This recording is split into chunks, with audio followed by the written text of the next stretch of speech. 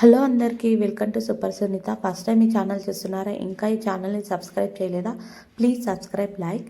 Intermediate fasting ఈ మధ్య బాగా ట్రెండ్ అయిపోయింది కదా.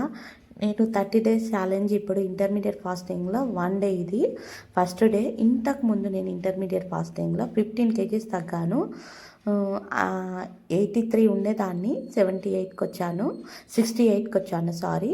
ఇప్పుడు నా ప్రజెంట్ వెయిట్ వచ్చేసి 68 చూస్తున్నారు కదా పైన. అసలు అంత వెయిట్ ఉండేదాన్ని. అంతకంటే ముందు ఒక చిన్న స్టోరీ అయితే మీతో షేర్ చేసుకోవాలి. నేను చిన్నప్పటి నుంచి చాలా చెబ్బి.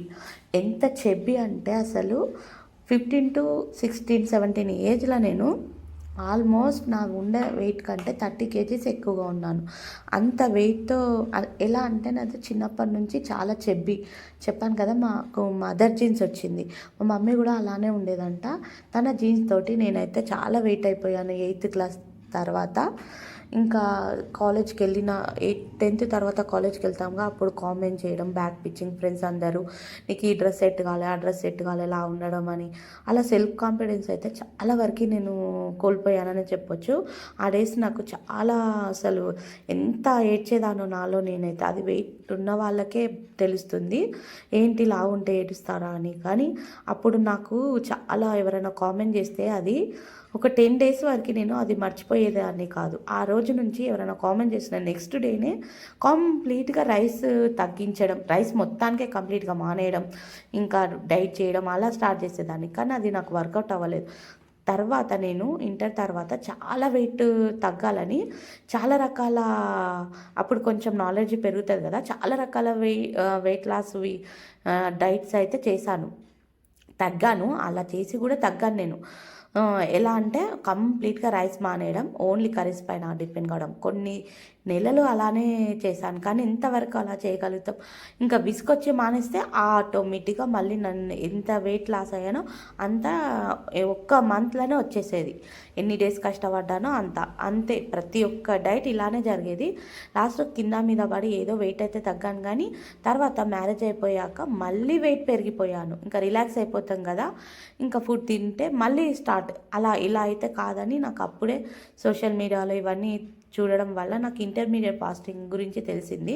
అది బాగా సెర్చ్ చేశాను అన్ని వీడియోస్లలో, ఇదే యూట్యూబ్లలో ఎలా చేయాలి ఏంటని. అప్పుడు నేను ఇంటర్మీడియట్ ఫాస్టింగ్ చేసి నాకు ఇంకా పీరియడ్స్ ఇర్రెగ్యులర్ అవ్వడం, పీసీఓడి ప్రాబ్లమ్ తోటి నాకు అది కన్సీవ్ కూడా లేట్ అయిపోయింది, డీలే అయిపోయింది. నాకు ప్రెగ్నెన్సీ కూడా రాలేదు. అలా నేనైతే చాలా స్ట్రగుల్ అయ్యి మళ్ళీ ఇంటర్మీడియట్ ఫాస్టింగ్ ట్రై చేశాను. నాకు బాగా రిజల్ట్ కొంచెం కొంచెంగా ఒక 1 month చేసి చూద్దాము అని స్టార్ట్ చేస్తే నాకు మంచి రిజల్ట్ వచ్చింది. అలా నేనైతే 1 year ఈ ఇంటర్మీడియట్ ఫాస్టింగ్ అన్నీ తింటూ తగ్గానండి. ఎలా అంటే మనం ఈ నార్మల్ డైట్స్ అని మనం అపోహ పడుతూ ఉంటాం కదా. ఇలా అయితే 1 monthలో 5 kgs తగ్గాం, 10 kgs తగ్గాం అని చెప్తుంటారు కదా. అదంతా వేస్ట్. అసలు నిజంగా అంత వేస్ట్ డైట్. ఎప్పుడైతే మనం తింటామో మళ్ళీ ఆటోమేటిక్గా వచ్చేస్తుంది. అలా మనం కాకుండా మన న్యాచురల్ ఫుడ్, కొంతమంది అంటుంటారు డైట్ చేసేటప్పుడు అస్సలు రైస్ ముట్టొద్దని.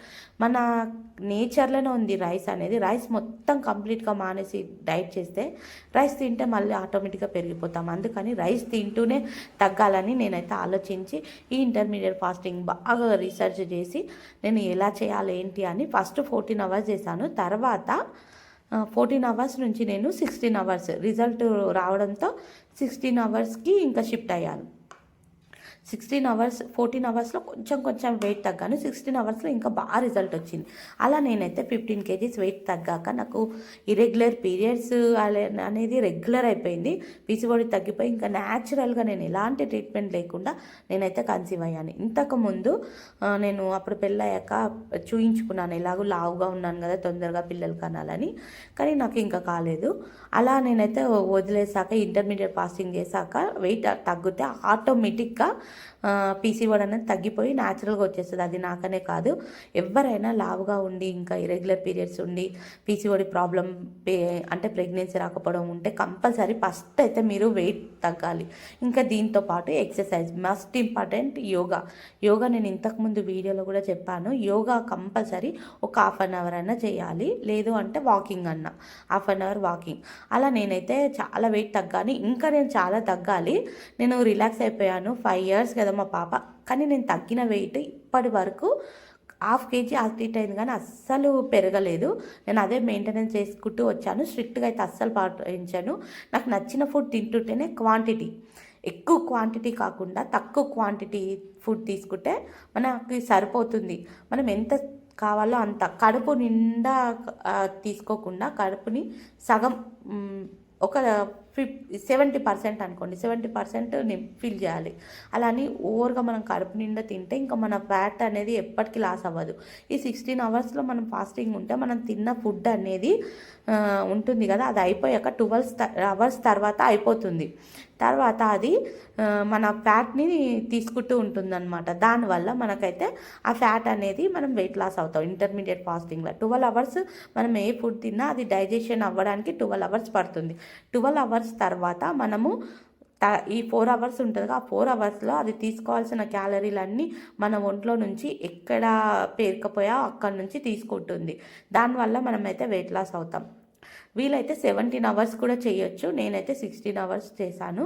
నాకు బాగా రిజల్ట్ ఉంది. ఇంకొక 5 kgs నేను టార్గెట్ పెట్టుకున్నాను. ఎక్కువ కేజీస్ పెట్టుకొని తక్కువ డైట్ చేయడం ఎక్కువ కేజీస్ పెట్టుకొని అది తగ్గకపోతే డిసప్పాయింట్ అవ్వడం కంటే ఇలా కొంచెం కొంచెంగా తగ్గుకుంటూ పోవాలి. కంటిన్యూస్గా ఏ డైట్ అనేది చేయొద్దండి. అలా నేనైతే గ్యాప్ ఇచ్చి మళ్ళీ ఇప్పుడు స్టార్ట్ చేశాను. నేనైతే పెరగలేదు, అస్సలు పెరగలేదు. ఇక ఇప్పుడు మళ్ళీ ఒక 5 kgs తగ్గామని. అది అంతకుముందు నాకు యూట్యూబ్ ఛానల్ లేదు. అప్పుడే నేను అనుకున్నాను మీతో అందరితో షేర్ చేయాలని, కానీ ఇన్ని రోజులకైతే పట్టింది. ఇప్పుడు నేను మళ్ళీ స్టార్ట్ చేశాను కాబట్టి ప్రతిరోజు మీకు నేను ఏమేమి తింటున్నా, ఏంటి, ఎంత తగ్గుతానో అన్నీ మీతో షేర్ చేసుకుంటాను, అన్నీ మీకు చూపిస్తాను. ప్రతి డే మీకు వీడియో పెడతానండి. నా వీడియోస్ నచ్చి వెయిట్ లాస్ గురించి తెలుసుకోవాలి, ఇంటర్మీడియట్ ఫాస్టింగ్ తెలుసుకోవాలనుకున్న వాళ్ళు తప్పకుండా ఈ ఛానల్ అయితే సబ్స్క్రైబ్ చేసి లైక్ చేయండి. నేను చేసిన వీడియోస్ అన్నీ మీరు చూడొచ్చు. ప్లీజ్ నా ఛానల్ని సబ్స్క్రైబ్ చేయండి. ఈరోజు వచ్చేసి నేను మధ్యాహ్నంకి అయితే లంచ్ తీసుకుంటున్నా. ఈ ఇంటర్మీడియట్ ఫాస్టింగ్ ఏంటంటే నేనైతే కంప్లీట్గా రైస్ అనేది ఎక్కడ మానేయలేదు. ఇంతకుముందు చాలా డైట్ చేశాను కానీ రైస్ మానేశాను. దాని ప్లేస్లో వేరేవన్నీ తిన్నాను. కానీ ఇది నేను ఈ రైస్ తీసుకోవడం వల్లనే ఏమో నా బాడీకి అది అలవాటు అయిపోయి ఇంకా నేను ఎప్పుడు రైస్ తీసుకున్నా వెయిట్ పెరగలేదు. ఆ రైస్ తినుకుంటేనే వెయిట్ తగ్గాను. కాబట్టి ఈరోజు మధ్యాహ్నానికి అయితే రైస్ మన ఇంట్లో ఉన్న వాటితోటే ఈ వండుకుంటూ సపరేట్గా మనం వండుకోవాల్సిన అవసరం లేదు. మన ఇంట్లో ఉన్న వాటిని తింటూ మనం వెయిట్ అయితే తగ్గవచ్చు.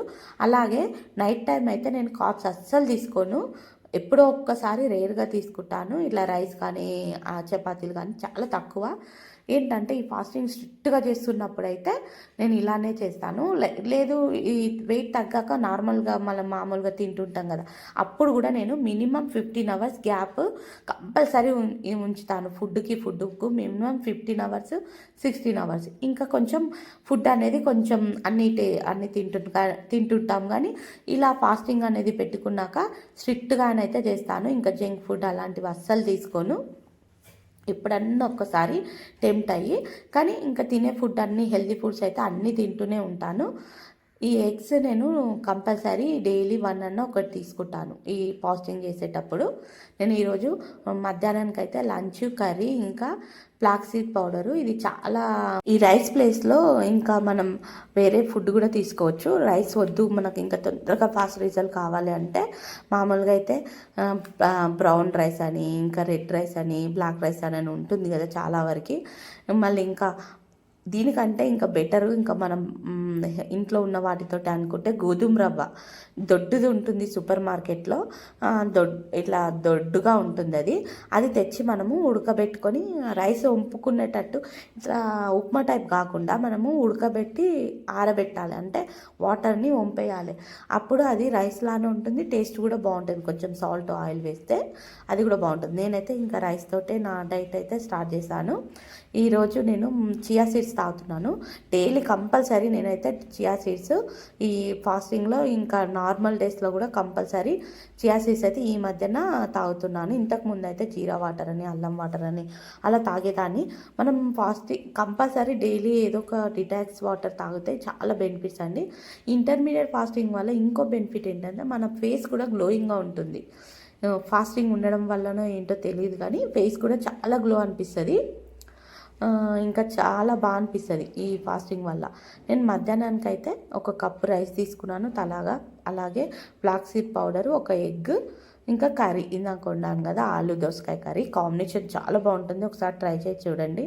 నేను కర్రీస్ కూడా చాలా రకాల కాంబినేషన్తో వండుతూ ఉంటాను.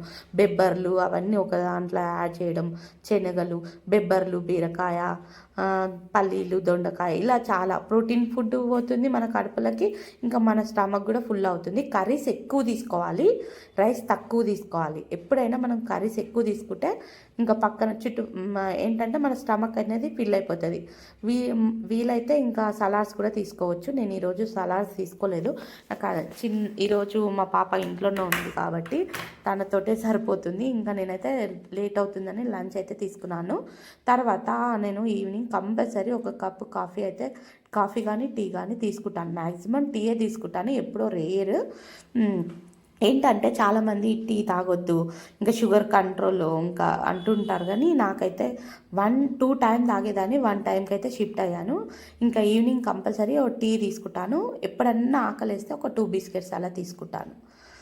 ఇంకా టిఫిన్ కూడా అంతే, ఎప్పుడన్నా ఆకలి వేస్తేనే ఏదన్నా చిన్నపాటి టిఫిన్ ఒక ఇడ్లీ కానీ ఒక దోశ కానీ తింటూ ఉంటాను. కానీ మ్యాక్సిమం అయితే నేను బ్రంచే చేసేస్తాను, అంటే తొందరగా లంచ్ తినేస్తాను. ఇక్కడ నేను ఈవినింగ్కి బెబ్బర్లు అయితే ఉడకబెట్టుకున్నాను. బెబ్బర్లు ఏంటంటే మనకి స్టమక్ ఫుల్ ఉంటుంది, ఇంకా వెయిట్ లాస్ కూడా బాగుంటుంది. నేను అప్పుడు కూడా అలానే తీసుకున్నాను. ఇక్కడ బెబ్బర్లలో మనం కావాల్సి వస్తే పెరుగు, టమాటా, పచ్చిమిర్చి అన్ని కారం వేసి ఆలివ్ ఆయిల్ వేసి చేస్తారు కదా సలాడ్లాగా, అలా చేసుకోవచ్చు. నేనైతే ఇక్కడ సింపుల్గా జస్ట్ కారం, వెల్లుల్లి, పచ్చిమిర్చి వేసుకొని తినేస్తున్నాను.